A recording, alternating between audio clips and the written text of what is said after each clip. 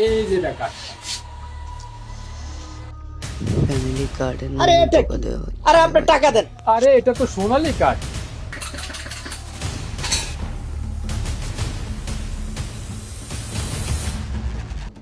দোকানদার আমাকে 5 কেজি আটা, 5 কেজি আলু, 2 কেজি মশার ডাল, 3 কেজি সবজি, 10 কেজি ক্লাউসেল, 5 কেজি আলু। মশলা আইটেম দিবেন কমপক্ষে 500 টাকার। এই লোন আপনার প্রোডাক্ট। আর এই যে দেখা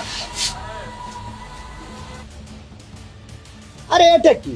আরে আপনি টাকা দেন। আরে এটা তো সোনালী কার্ড। কেন ভাই?